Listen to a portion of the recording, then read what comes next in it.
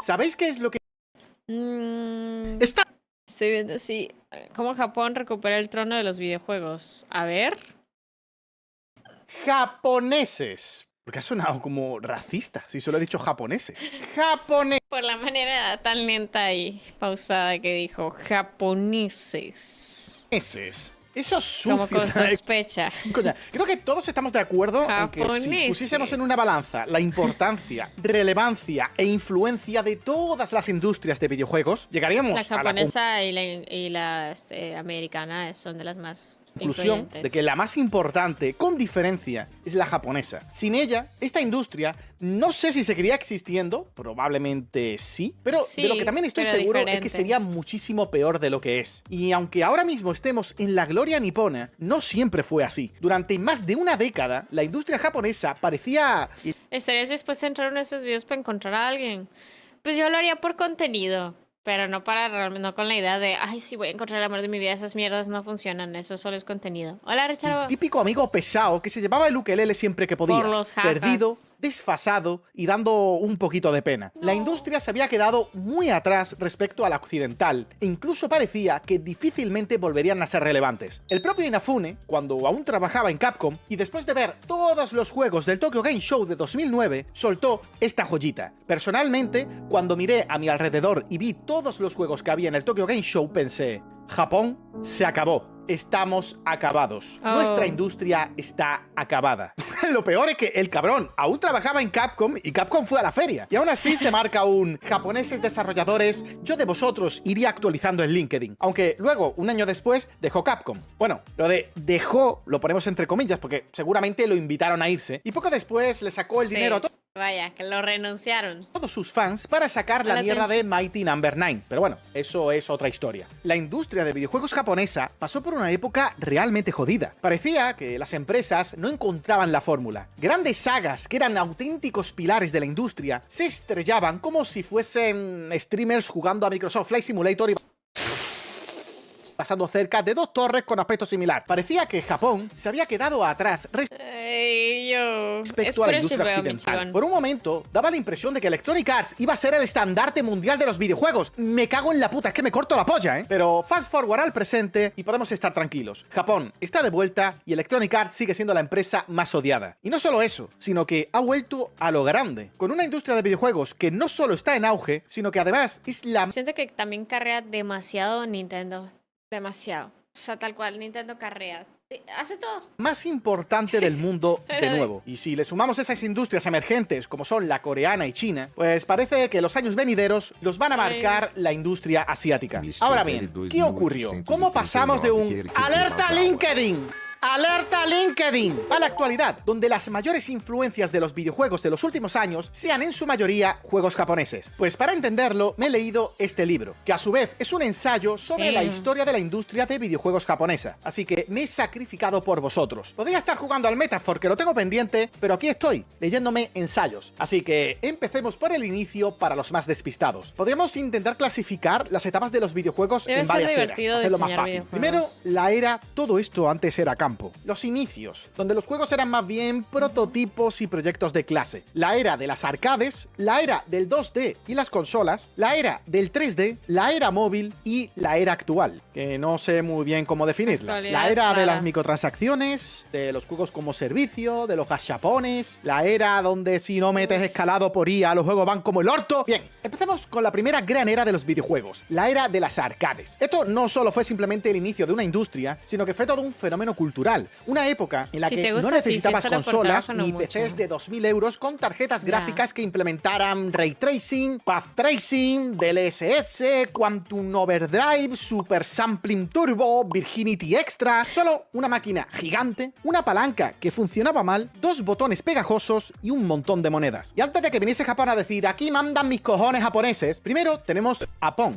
un juego simplísimo de Pong. Atari que era un ping-pong para pobres. Pues Pong fue quien marcó el inicio comercial de los videojuegos, y aunque su origen es estadounidense, tuvo un impacto realmente brutal en Japón. En los 70, Pong llegó a Japón gracias a la importación de máquinas recreativas, y empresas como Sega, cuando todavía no era un gigante en consolas, y Taito, se dieron cuenta de que, hostia, aquí hay potencial, ¿eh? El propio CEO de Sega dijo textualmente: hermano, esto está guapísimo, cabrón. Y aquí entra Tomohiro Nishikado, creador de Space Invaders. Nishikado no solo diseñó un juego revolucionario, sino que también desarrolló el hardware necesario para hacerlo funcionar. Y esto es lo que diferencia a Space Invaders de Pong, que mientras Atari reutilizaba tecnología existente, Japón empezó a crear tecnología específica para videojuegos. Y esto fue un salto gigante, porque Space Invaders no solo fue un éxito comercial, sino que fue un fenómeno social también. Mientras que Pong, sí, todo el mundo lo conoce, o el posterior Asteroids, también de Atari, ambos conocidos y muy importantes para la industria, pero no se puede crear una marca alrededor de Pong o Asteroids. Con Space Invaders, sí, esta mierda tiene más personalidad que los emojis que usa tu abuela. La gente, literalmente, hacía cola para jugar. Existe una leyenda de que el Banco de Japón tuvo que aumentar la producción de monedas de 100 yenes por culpa del Space Invaders, porque por lo visto pues, no daban abasto con las moneditas en las recreativas. Pero nada, es eso, una leyenda urbana bastante extendida. Incluso hay documentales que hablan de esta afirmación, pero que con los años esto fue desmentido. Lo que sí, las arcades se llenaron de raritos y el juego desató una auténtica fiebre, y para 1980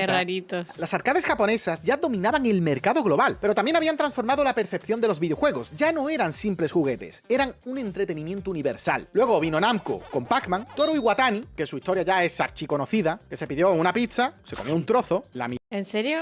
¿Así fue como creó Pac-Man? No me jodas. miró y dijo: ¡hostias! ¡Que me la he pedido con piña! Pero después del disgusto, vio ahí la imagen tan reconocida del que conocemos como Pac-Man, el que sería otro icono ¿Y por qué fantasmas?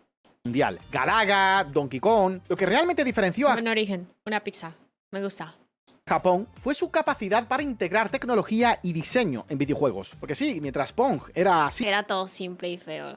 O sea, ¿qué es esa cosa? Una máquina amarilla toda fea con una pelotita que va de lado a lado. simple, funcional, juegos como Space Invaders, Galaga o Pac-Man añadieron capas de complejidad, creatividad y emoción. Y bueno, trucos para sacarte el dinerillo a la gente manteniéndola enganchada. Así que, aunque podemos reconocer a Pong como el abuelo de las arcades, fue Japón quien convirtió a esta industria en el titán que conocemos hoy. Pues con esto llegan las consolas, la era del 2D, o como a mí me gusta llamarla, la cosa donde la UEA se puso seria. Esta etapa no solo consolidó a Japón como el rey de los videojuegos, sino que les dio licencia para básicamente mirar al resto del mundo y decir: Quiero ¿qué? plata. ¿Alguien más tiene Mario? ¿Eh? No, ¿verdad? Pues calladito, aquí se habla cuando yo quiera. Mientras que en ese momento estaba ocurriendo la gran crisis del videojuego, el llamado crack del 83. Es curioso porque cuando piensas en otras crisis, como el Jueves Negro... YouTube, por favor, no me demonetice, no es un jueves racista, es que se llamaba así, el Jueves Negro. Pues cuando piensas en esta crisis, te viene a la mente las imágenes de gente saltando por las ventanas de los rascacielos. Pero con el crack del 83, lo que te viene a la mente es la de un trozo de mierda con ojos que no para de señalar al cielo y decir: ¡mi casa, mi casa! Esta crisis del videojuego no la causó ET en sí mismo, sino que fue la masificación de lanzamientos de juegos de mala calidad, pero sí que fue el punto álgido, el trozo de mierda este con ojos. Pero mientras tanto, en Japón, allí estaban con otra cosa. Nintendo se sacó de la Los japoneses la estaban pasando bomba. manga la Famicom, la NES. Y además, una solución a este problema: el filtro Nintendo. Un señor dentro de Nintendo, llamado Paquito, se encargaría de revisar la calidad de los juegos antes de publicarlos y ponerles este sello de calidad. Pues, Ale, problema solucionado. Grande, Paquito. Y le acompañaría un fontanero icónico, italiano, que a estas alturas tiene ya más títulos laborales. Fontanero, médico, golfista, piloto de karts, putero. Venía con un hermano, pero a nadie le importa el hermano. Yo qué sé, Messi tiene hermanos también. ¿Alguien sabe cómo se llaman? No, No.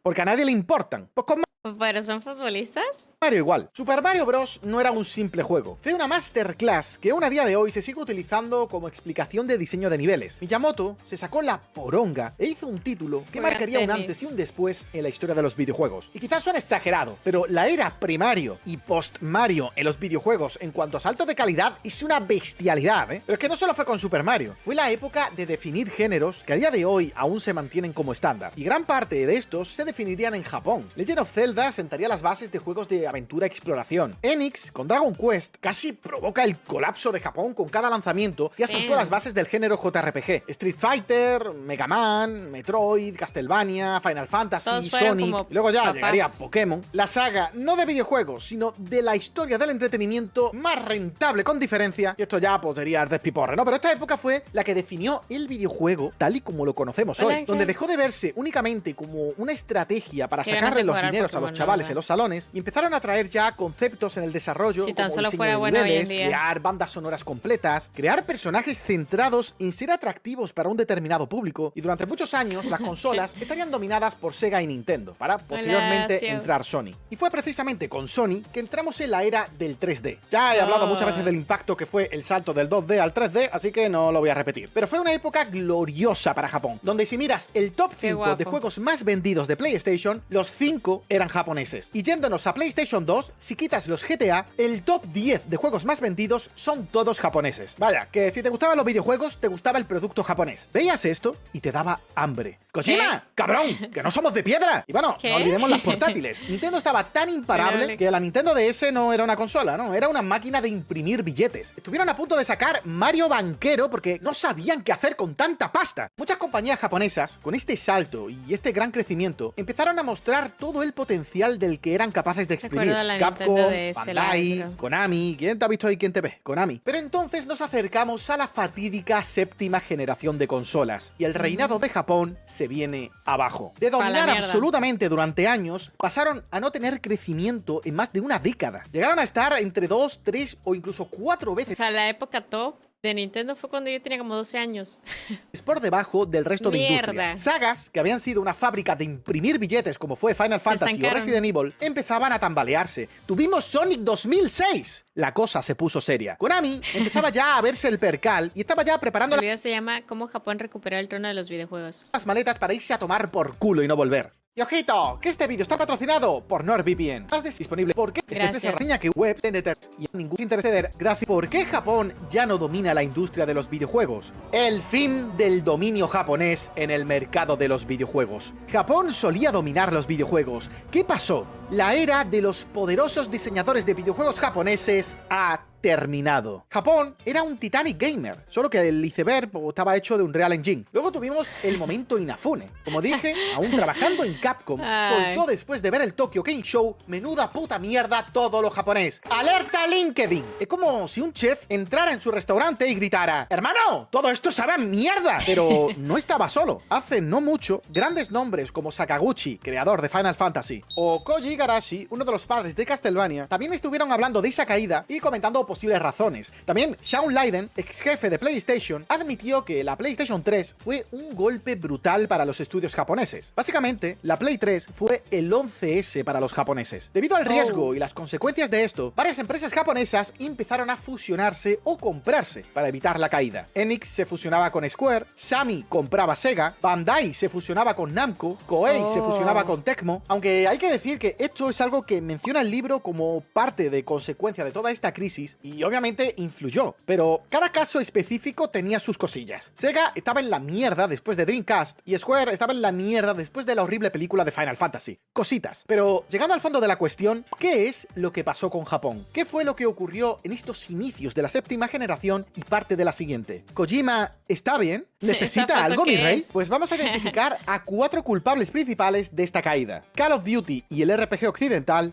la estética, pérdida de la identidad y aumento de costes. Empecemos por el putísimo Call of Duty. Si hay un género que marcó la séptima generación de consolas, ese fue sin duda el shooter. Gears of War, Battlefield, Halo, Killzone, bueno, este no. Pero aquí todos sabemos que hay uno que sobresale: Call of Duty. El puto amo de los juegos donde todo explota y nadie sabe qué está pasando. Pero que da igual porque me he sacado la MOAB. Mientras que en Japón seguían centrados en los JRPGs y en las experiencias narrativas, en Occidente lo que queríamos eran rifles automáticos y explosiones cada 5 segundos porque viva Estados Unidos. Call of Duty no solo redefinió los shooters... Cosas de gringos. Revolva, gracias por entrar al sorteo. Introdujo el multijugador como el núcleo de la experiencia de juego, sino que además se retroalimentó con una nueva ola de entretenimiento que empezaba siempre con la coletilla: ¡Ey, hola! ¿Qué pasa, chavales? los youtubers, la famosa época dorada de Machinima. Y fue la simbiosis perfecta, porque YouTube creció gracias a los videojuegos y Call of Duty creció gracias a los gritos de niños rata. De hecho, esta fue la generación donde se les acuñó a los putísimos niños repelentes gritones como niños rata. Mientras tanto, en Japón, la experiencia multijugador como que... no existía todavía una cultura del juego online como ocurría en Occidente. Todavía se veía el juego en solitario como la experiencia principal. Y en Occidente, mientras, llegamos a un punto donde si un juego no tenía online, le bajaban la nota. Un juego podía tener la mejor historia jamás escrita y aún así el análisis te diría, bueno,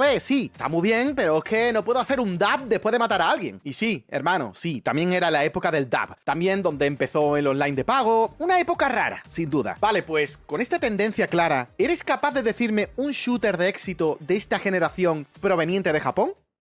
Pues eso, quizás algún espabilado haya dicho, pues mira, Baiti, Resident Evil 5. ¿Y sabes lo que te digo? Que tienes razón. Mini punto para ti, cabrón. Pero precisamente Resident Evil es un caso interesante porque este fue un acercamiento a Occidente. Esto fue lo que dijo Masashika Kawata, uno de los productores de Resident Evil. Mirando los datos de marketing de los juegos de terror, el mercado es pequeño. En comparación a la cantidad de unidades que vende Call of Duty y todos esos juegos de acción, Sí, en verdad, siendo conscientes, hasta China actualmente tiene un poco más de presencia que Japón cuando se trata de juegos así famosos. Resident Evil Survival Horror no parece ser capaz de vender ese tipo de números. Jun Takeuchi, también productor de Resident Evil 5, comentaba como Resident Evil 5 fue una evolución estratégica hacia las tendencias del mercado en ese momento, donde obviamente también se encuentra el éxito de Call of Duty. Sobre si esto fue una buena o mala decisión ya os lo dejo a vosotros. En mi opinión, Resident Evil 5 es una puta mierda de juego, aunque muy divertido de jugar en cooperativo. Y no puedo acabar sin mencionar al RPG occidental, ya que es innegable que la presencia que logró en esta generación no lo había logrado antes ni de cerca. Skyrim, Fallout, Mass Effect, Witcher... Fue una generación donde muchas empresas de RPG occidentales... También pasa que como Nintendo carrea mucho y Nintendo tiene buenos juegos, pero también muchos están como... O sea, sí, Nintendo mantiene como ese arte clásico de Nintendo, bonito, 3D, kawaii y todo, pero llega un momento donde dices, oye, algo nuevo, ¿no?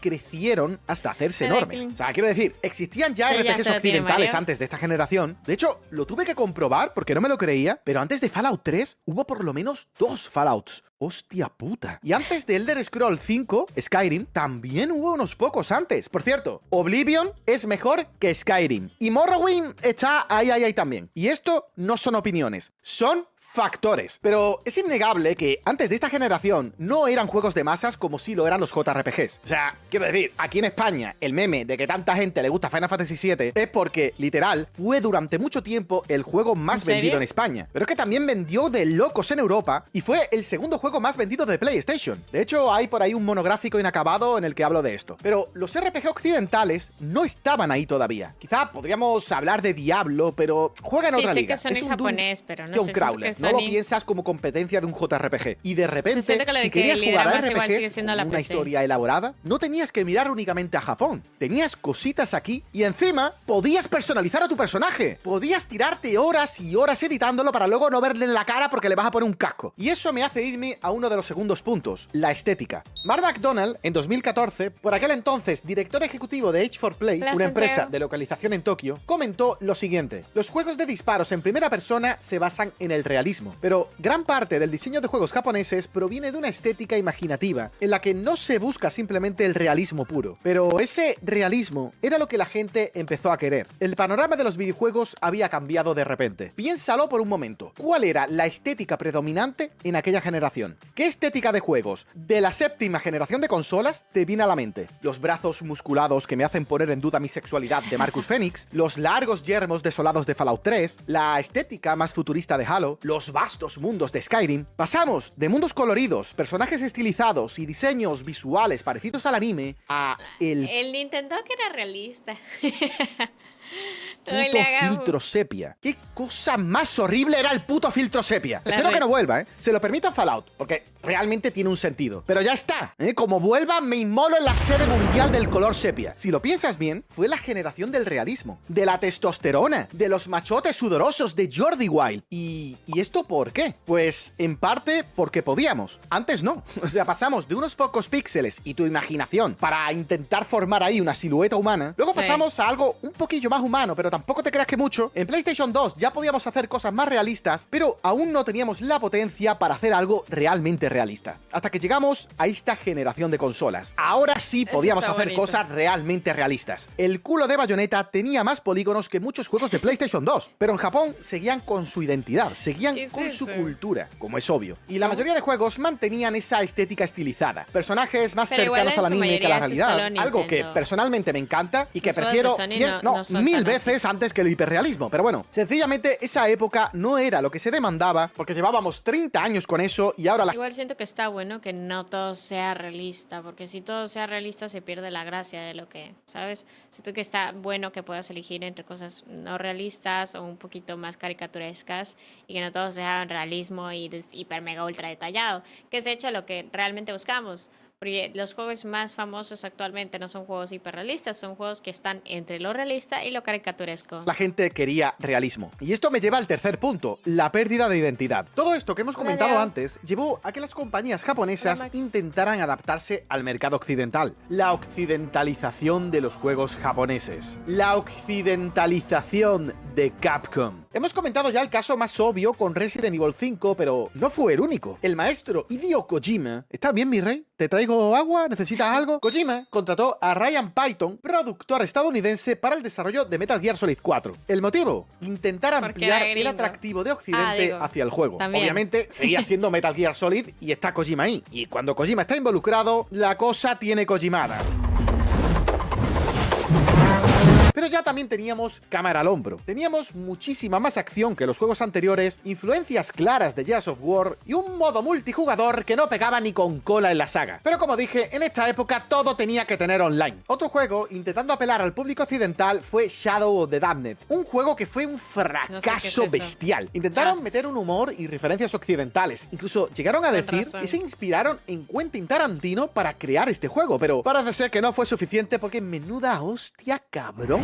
Quantum Theory, juego de Tecmo Koei que no conoce ni su puta madre, parece un grito ya desesperado por intentar llamar la atención de Occidente. Y hermano, la hostia que se pegó todavía se escucha, ¿eh? ¿Qué es lo que está dando fuerte en Occidente? Juegos realistas, personajes musculosos, escenarios oscuros, armas gigantescas... Dale, venga, lo tenemos. Al intentar imitar a Occidente, Japón empezó a sacrificar los elementos únicos que habían de Éricos. Era como intentar imitar algo sin terminar de entenderlo. Eso sí, siendo justos, no todos fueron fracasos. Dead Rising fue otro juego con el mercado occidental en mente. O sea, juego ambientado en Colorado y protagonizado por un yankee. En fin, que funciona muy bien. Dragon's Dogma es una RPG que parecía salido de un estudio occidental. Pero ahí radica la magia, ¿no? Aunque tenía esa fachada occidental, seguía teniendo las bases japonesas que le daban ese encanto especial. El problema es que estos casos fueron excepciones. La mayoría de los intentos de copiar a Occidente sacrificaron lo que hacía especiales a los juegos japoneses. Y en el proceso perdieron tanto a su público local como al internacional. Fue un... Inserta la escena de Los Increíbles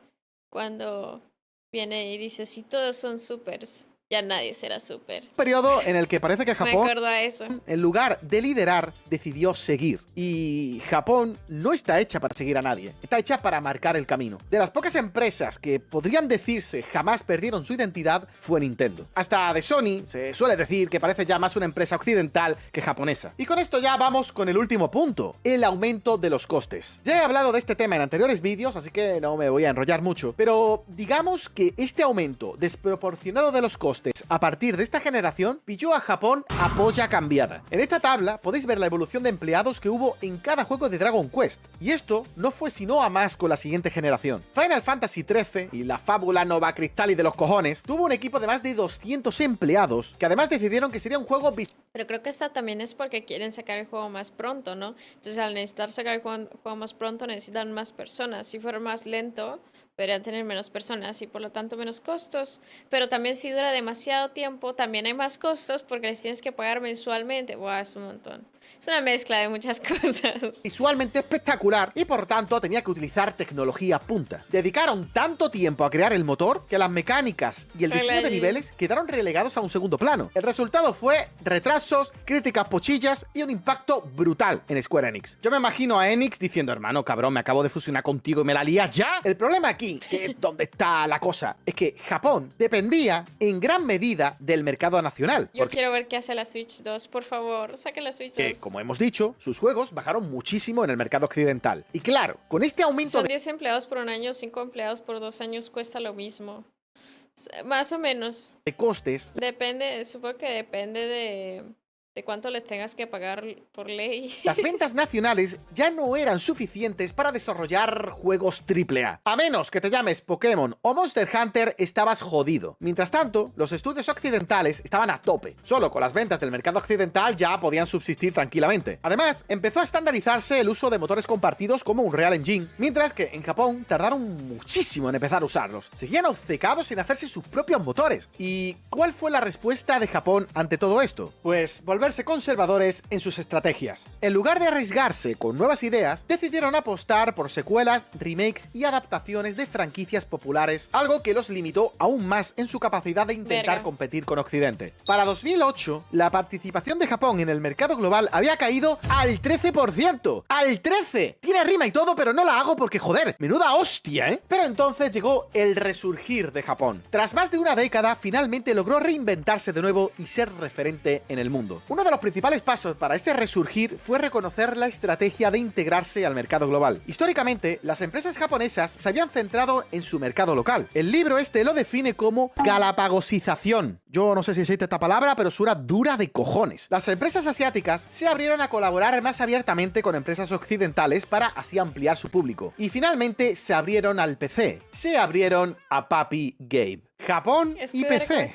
O sea, ¿quién lo diría? Esto en su momento era más improbable que una colaboración entre el Fortnite y Peppa Pig. Pero aquí estamos, con Kingdom Hearts y Yakuza en PC, y con que cualquier día de esto me ponéis en los comentarios que finalmente han metido a Peppa a la cerda en Fortnite. Gracias a esto, juegos que antes eran de nicho, como algunos JRPGs, comenzaron a ganar popularidad global gracias a esa exposición digital. Japón también comenzó a utilizar motores y herramientas globales, lo que les permitió optimizar los tiempos de desarrollo y algo fundamental, atraer talento occidental. Toma rima, cabrón. Una de las lecciones más importantes de este declive fue que intentar imitar si no puedes, úneteles. Fin. Occidente había sido un error. En lugar de eso, Japón volvió a centrarse en lo que hacía únicos a sus juegos. Capcom con Resident Evil 7 es el mejor ejemplo, convirtiéndose además en el Resident Evil más vendido de la saga, pero a todo esto tampoco podemos olvidar la influencia de factores externos. El aumento de la popularidad del anime y la cultura japonesa a nivel global obviamente también influyeron un papel importante. Cuando el mundo entero está atento al final de Attack on Titan, es que efectivamente algo está pasando. De hecho, este estudio fija como pico máximo de la popularidad del anime a nivel mundial en 2018. Y claro, después de esta saturación... ¿What?